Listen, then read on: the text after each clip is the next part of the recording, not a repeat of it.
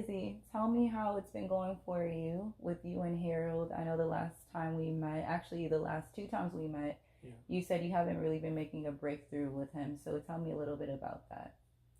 And that has been a tough situation I'm dealing with right now because at some point from where we started up to now, I actually thought we were making some progress, Mm-hmm. and then we got to a point where I feel like I'm not getting anywhere. Okay. So we've gotten to a point where he's stuck where he feels like he has this ritual where he cleans his doorknob like every day, every morning. Okay. And so I'm trying to find ways to break him out of that habit, but we haven't come to terms on anything that will help. Okay. And I'm not able yet to get through to him. Okay. For me to be able to understand at least the root of that, for me to be able to help. So I've tried every possible thing that I could do, and as of right now, I couldn't really think of much. So I wanted to, get a different input. Okay. Well, do you feel that you and Harold are both like, have you reached a point of frustration, or do you feel like it's peaking to that point because you all are kind of static? I think it's very much not, if not there, definitely leading to that point, because I feel like I'm definitely reaching like that static where we're not really going anywhere. Okay, so well, I'm happy that you kind of let me know today if that you needed some help. Regardless, it was if the progress wasn't there, that's gonna make some suggestions. So there's something that I find useful typically in these situations.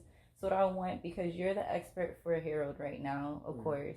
Yeah. So what I want you to do, I want you to role play as Harold. I'm gonna role play as a counselor, and we'll see. And I'll kind of give a little bit of suggestions. Just kind of take maybe some observations about how I might come across it, or things maybe you haven't tried yet, just to get your brain jogging. So you don't have to necessarily, when you work with Harold, mimic what I'm doing, but maybe just kind of give you some fresh ideas of how to tackle the situation so you can find some progress. Okay, sounds good. Okay, so Harold, how are you doing today? I'm doing good. How about yourself? I'm doing fantastic. So how was your morning? Well, my morning has been pretty much the usual. Woke up and cleaned up. I had to make sure everything was cleaned, and got out the shower and made sure I put everything in the washer. And Okay. again, as I said, it's still making sure that everything is clean, including all my doorknobs, because again, that's definitely something that has to be Right. spot on. Okay. So I'm happy to hear that you had a productive morning, number one. So the last couple of times that I've seen you, we've kind of discussed the doorknob situation.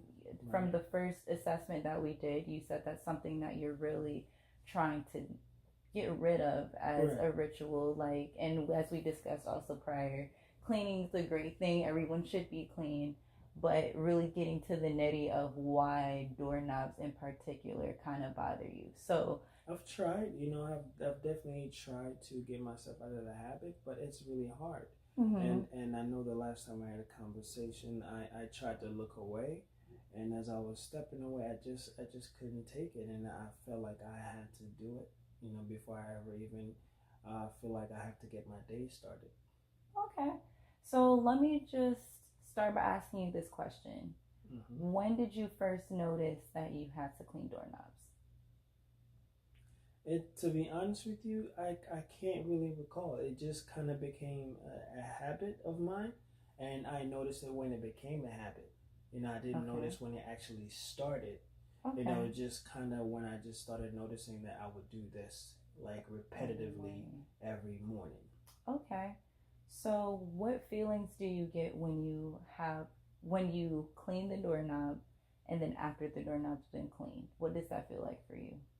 I somewhat feel at ease, kind of. Okay. To say, because when I did try it the first time after we had that conversation, and almost wanted to leave the house without cleaning the doorknob, I started to get this anxiety. Okay. And so I felt like I had to do it, and when I actually did, it kind of gave me a relief a little bit, and I was able to start my day. So you said something very important. You said that when you didn't clean it, or you have those moments where you feel like you're about to not clean or walk away with the unclean, it leaves you with a sense of anxiety. Right. I don't know if you recall, but anxiety is usually the root to OCD.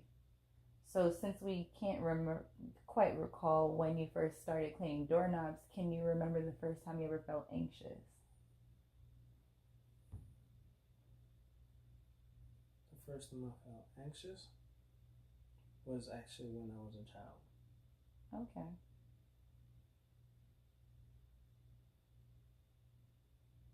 It was something that I witnessed between my parents, which is something I definitely would talk about at a different time.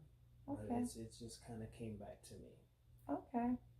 So let's stop the role play right there. So Okay. you kind of see how you kind of want to dig a little bit. Okay. So instead of kind of, because I know you've tried the questions of asking him, like emotionally, where are you? Like what was your morning like? But kind of pushing a little further, and also making sure that you're picking up on the small nuances in his language. It's like sometimes you can find a little bit of a key to where you can ask something a little bit more fresh so that you can advert from asking the same questions. Okay. So my challenge to you this week, next time you meet with him, kind of listen a little bit more intently to what he's sharing and see if you can pinpoint something that can ask another type of question, and not just the questions that you learn to ask, but something a little bit more innovative. So with that situation being as to where we had the conversation,